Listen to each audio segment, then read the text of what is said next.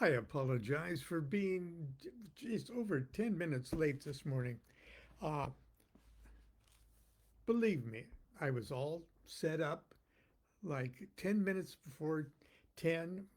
I sort of figured out what going to chat about. I got a couple props out, and but I received an email, uh, con- well, actually concerning that movie project that I keep telling you about year after year, year after year after year. But it was a very time sensitive message, and I had to quickly finish up writing a little something and uh, and sending it off uh, to someone who needed to see it. Anyway, so I apologize for being a little late. Sometimes Sometimes I know I'm going to be late, and sometimes I don't. Today's Friday the 13th,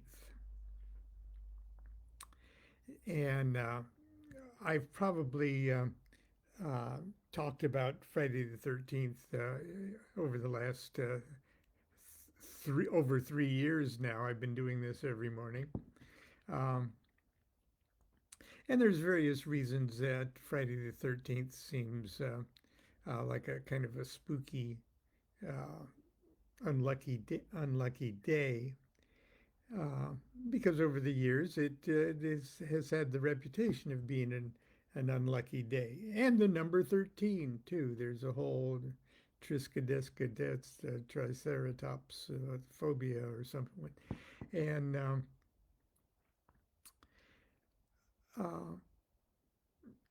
there's various reasons. It could go all the way back to the great lawgiver Hammurabi, who was more or less kind of the archetype of Moses.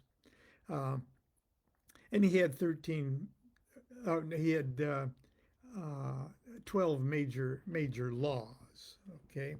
And he wouldn't do a 13. And well, that doesn't, but 12 is such a holy number, okay, that for various other reasons, all of its own, that 13 seems sort of like uh, gilding the lily and sort of a uh, insult to 12. That doesn't make any sense either uh, uh, to me. 13 is a great number, yeah, a great number in Kabbalah. The word one itself, or one of the words for one, achad, uh, is 13. And if you, that'd be Kether. That would be the singularity of Godhead is 13. Maybe it's unlucky because people don't show 13 respect. Who knows? I don't know what it is. But over the last 2,000 years, uh, or almost 2,000 years, it has become sort of a landmark day because it stands for uh, a world class day of betrayal, a, a day where, at least mythologically, good is overcome by evil.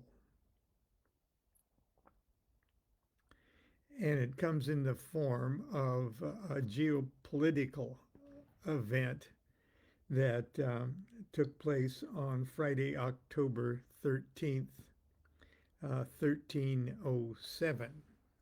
And it's of interest to Europeans, okay, because Europe had been ruled by the Roman Catholic Church for 1,000 years, and the crown princes of Europe uh, were, in a sense, got their mystical authority, their God-given right, the right of kings, uh, from their cooperation with the church.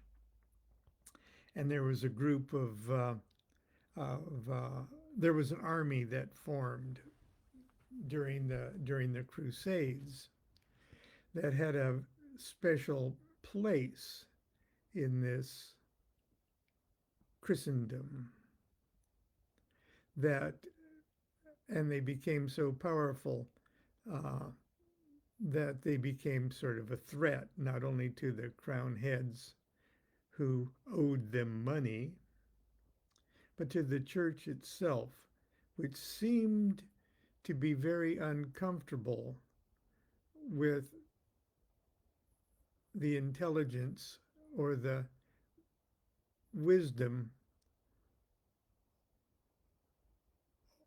or the information that this world army had. Now, of course, I'm talking about the Knights Templar. Um, and they were betrayed. Okay, finally in 1307, the the Pope, who was kind of a weak guy, and the King of France got together and said, "Look, we both owe money to the Templars. They're dangerous. Uh, they appear to have something on the Pope, almost a blackmail. They're blackmailing the Church of Rome. That's why the Church of Rome let them do anything they wanted. And not only that, but the King of France says, and I owe him a lot of money, you know. So together, we can, if we plan this right and send out secret messages to all the other crown heads of Europe, who also owe the money and are uncomfortable with truly a world army. It was the biggest world army, single world army, single biggest navy too. What we don't know about the Templars, or what we do know and don't realize about the Templars, is just what a awesome presence they were. And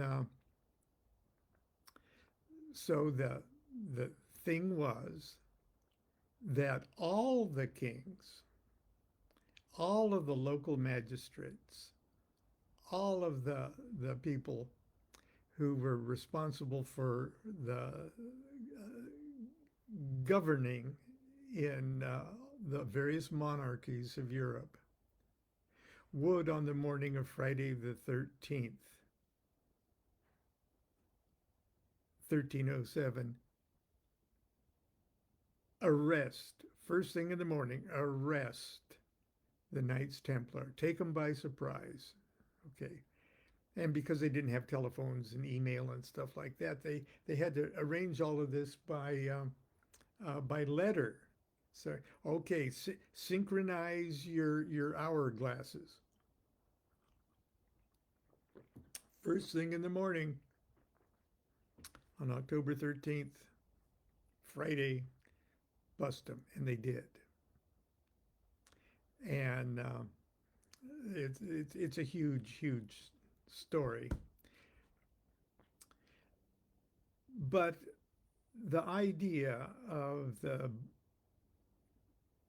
persecution of the Templars and the destruction of the Templars and the betrayal of and did the Templars have good stuff going for them? Well, it seems they did.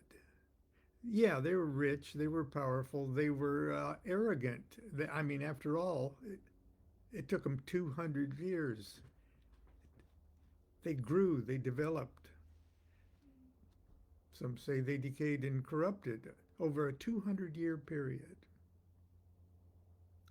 But to the eyes of peasants and to the eyes of even the bourgeoisie, uh, the Templars were the only people that could thumb their nose at the church. They could thumb their nose, and everybody wanted to thumb their nose at the church too. And these guys could do it, and they had an army to back them up. They had their own. They had their own churches and confessors and everything else. They were Roman Catholic, all right, but they were their own thing. Okay, that was a very uncomfortable thing. So, Freemasonry has sort of picked up on this, especially in the 17th and mostly 18th century. Freemasonry, especially in France, seized on that. Okay. These were free men. The Knights Templars, soldiers, could move as they will on the face of the earth. No, serfs couldn't do that. Normal people couldn't do that. Even the bourgeoisie couldn't do that. They couldn't move from county to county, district to district, magistrate to magistrate, country to country. They couldn't. Templars could. Everybody else couldn't loan money and charge interest. Templars could. Nobody else could have their own style churches, their own confessors. Templars could. They were Western civilization's first free citizen. And that couldn't be tolerated by the Church of Rome and the monarchs of Europe. Something had to happen, and it happened on October 13th, Friday, 1307. When I was 14 years old, I was gently pressured by my father and several of my schoolmates to join the Order of DeMolay, created in 1919 by Frank S. Land, a Kansas City businessman and high-degree Freemason. DeMolay is a Masonic organization for young men between the ages of 12 and 21. At first, I thought the whole thing was a little corny and would have much preferred spending time practicing my guitar and misbehaving. I confess I didn't take much of it very seriously. There was, however, certain elements of the experience that appealed to me very much. I loved the feel of a Masonic lodge room. After the meeting, when the rest of the boys were in the social hall enjoying refreshments, I'd sit alone in the semi-darkness of the temple and try to imagine the secret goings-on of grown-up Masons. The lodge room felt more sacred than church, and I went to church a lot. It was rectangular and smelled like old wood and cigars, a century of cigars. There were big thrones positioned in the east, south, and west, and two ornate pillars with globes on their capitals that flanked the double doors in the west. There was an altar in the middle of the floor, and it seemed like everything, every chair, every podium, every mounted symbol knew its place and was perfectly situated where it belonged. Is this where the royal secret is revealed? My dad always teased me. I'm the prince of the royal secret. Okay. One evening after chapter meeting, I remained in the lodge room to drink in the atmosphere and daydream about rituals. That night, I chose to sit in the big chair in the south. I knew it was an important officer's chair because it was behind an ornate podium that looked like a shortened pillar. The top of the podium was covered by a square of black marble. For some reason, I felt drawn to rest my hand on the marble and feel its cool heaviness. To my surprise, it moved a little. I stood up and discovered that it was secured to the top of the podium only at one corner, and the whole piece could be moved aside, revealing a secret compartment under the marble top. My heart felt like it was going to explode. As I quickly looked around to make sure I was alone in the lodge room, then I leaned over and looked inside. There, about 6 inches deep, rested a little blue book. It looked exactly like this, except for the bookmark.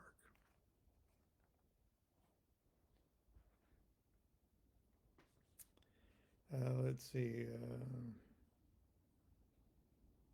I carefully picked it up. There was nothing written on the covers. I opened it up and discovered it was written entirely in a strange code that used Latin letters and symbols. Okay, and here is, that's what I saw. Stuff that looked like that.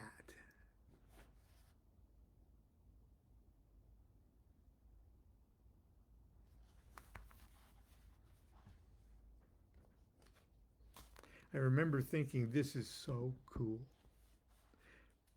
I debated whether or not I should tell my father of my forbidden discovery. I opted not to, fearing that in the back of my mind he might have to kill me. I was particularly impressed by DeMolay's second-degree initiation ceremony. The ritual really is a play staged in the chapter room by the boys themselves. It exemplified the trial and martyrdom in 1314 of Jacques DeMolay, the last Grand Master who was burned at the stake in Paris at the hands of the Inquisition. Now, he was martyred in 1314. It took him literally that long after his arrest to torture him and screw around, but they finally burned him at the stake, and that was on that was another date. That wasn't the Friday the 13th. Friday the 13th was the date they were all arrested universally. It's a remarkably elaborate drama full of offstage torture and screaming. Just the kind of things adolescent boys enjoy. In a way, the ceremony is a diluted preview of elements of several degrees of the Scottish Rite of Freemasonry that treat on the same subject. As presented, the story is a classic example of good versus evil. The noble Grand Master of a band of virtuous knights resisting the envious and greedy King of France and a corrupted, superstitious Pope. Even though in this case, evil temporarily triumphs, DeMolay is executed and the order is dispersed. The moral lessons are clear. Our hero remains true to his conscience and loyal to his comrades throughout the ordeals of false accusations, torture, an unjust trial, and finally the stake.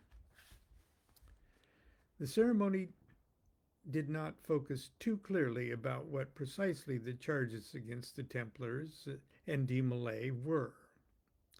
In the ritual, the Master Inquisitor accuses DeMolay of being the head of an order that, quote, practiced many abominations, and charges him with hypocrisy and treachery conducting the Crusades in the Holy Land. My ass. talk about hypocrisy. Had they no sense of irony to accuse them of that? Okay. Secondly, betraying the King of France, uh, Philippe IV le Bel. Philippe le Bel. Heresy toward the church. Well, it was in the back of everybody's mind. And those living in wealth while the poor starved. Oh yeah, yeah. Tell me about it, church, and Pope, and yeah, conniving with the infidel to make the Crusades fail their holy purpose. I have to admit, I was pretty awed by the whole thing. In my adolescent eyes, Jacques DeMolay seemed like a pretty cool character. And his death was an object lesson in virtue and loyalty, qualities I hope I'd always be able to emulate. But besides teaching me what I was for, DeMolay's story also taught me about things I should be against: the forces of intolerance, superstition, and tyranny. Okay, then after the little talk, my dad, the supervisor, Masonic adult supervisor, is called Dad.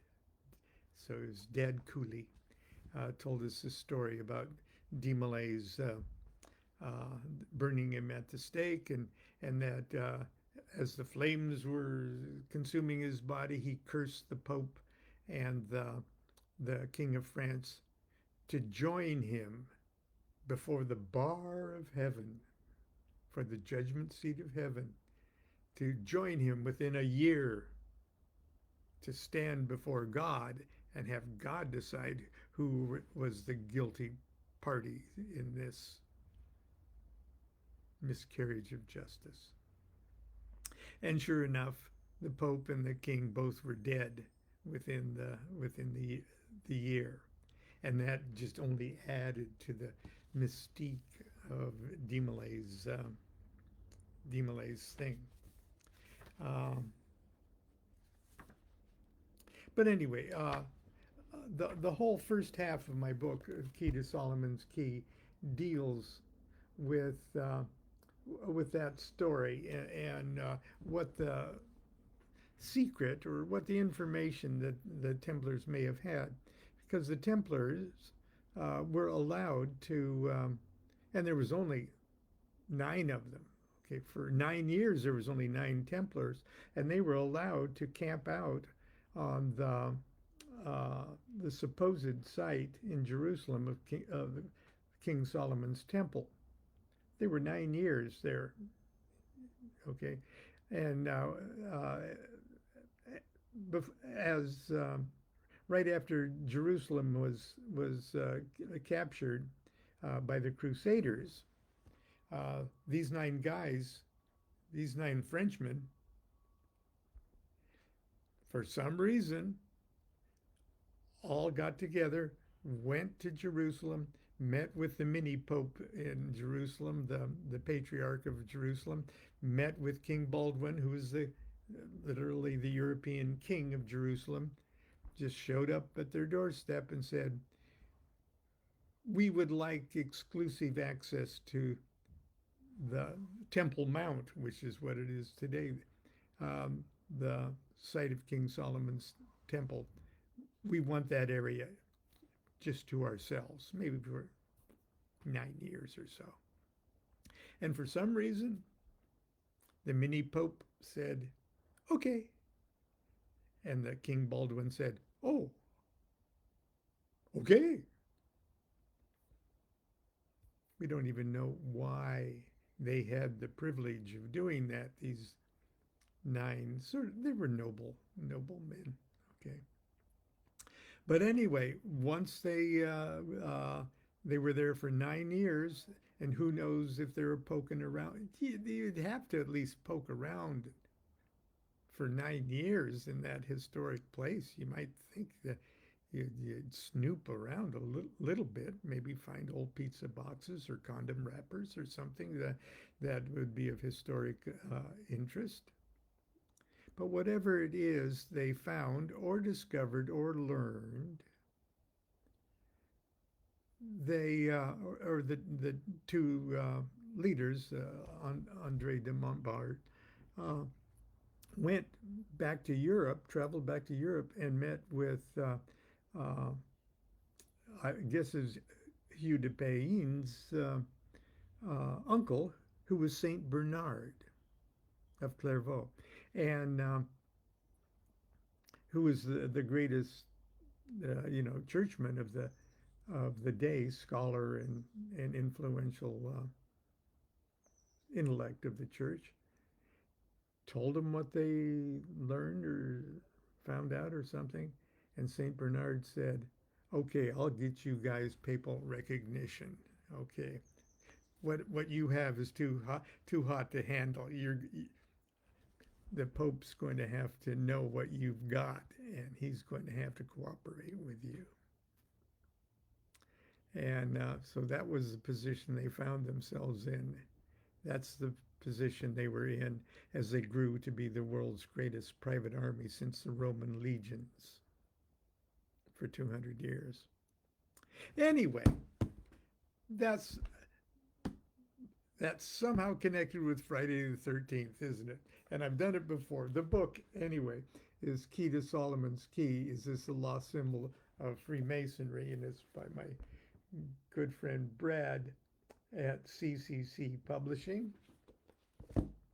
And of course, if you don't have it in your library, I would appreciate it if you would add it. Well, that's it for today. Tomorrow is Saturday morning cartoons. Sorry I was late this morning. And until tomorrow, continue to be good to yourself and be good to each other. Do what thou wilt shall be the whole of the law. Love is the law, love under will. Jacques DeMolay, thou art avenged.